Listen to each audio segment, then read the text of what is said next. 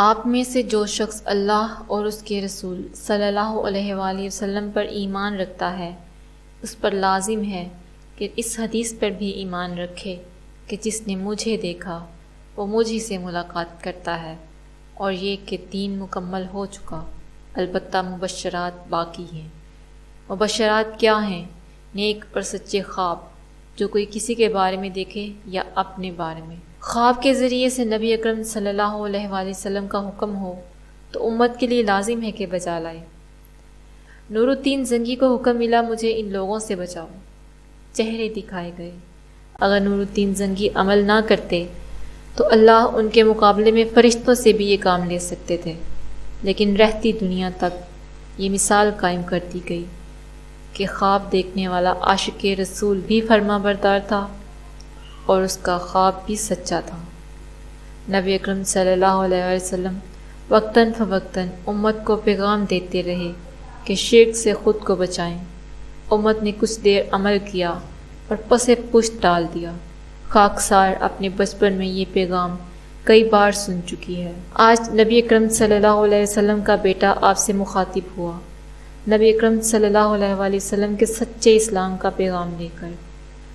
ہم نے نہ صرف انکار کیا، مذاق اڑایا، بلکہ بنی اسرائیل کی طرح جیسے وہ پیغمبروں کو ناحق قتل کرتے تھے، اسی طرح نبی اکرم صلی اللہ علیہ وآلہ وسلم کے بیٹے کو جان سے مارنے کی کوشش کی، اور اللہ نے انہیں محفوظ مقام پر پہنچا دیا اور اپنے بندے اویس بھائی کو خلافت کے نظام کی راہ ہموار کرنے کے لیے کھڑا کر دیا۔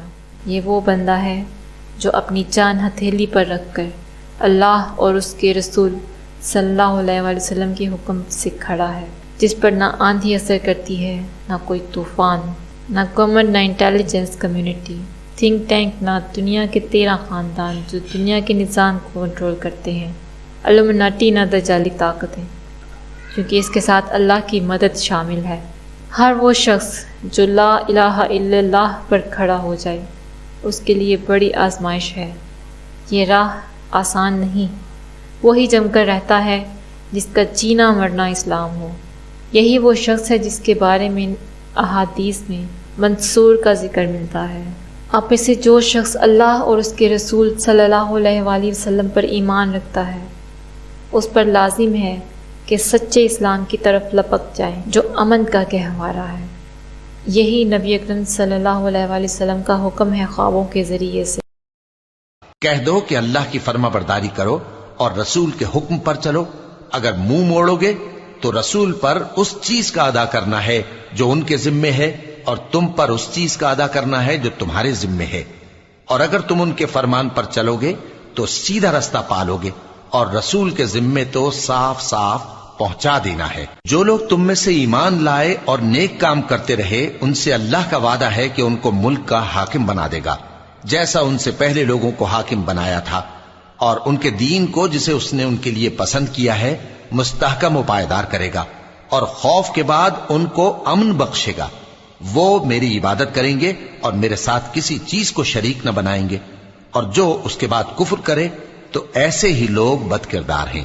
اور نماز پڑھتے رہو اور زکوٰۃ دیتے رہو اور پیغمبر کے فرمان پر چلتے رہو تاکہ تم پر رحمت کی جائے۔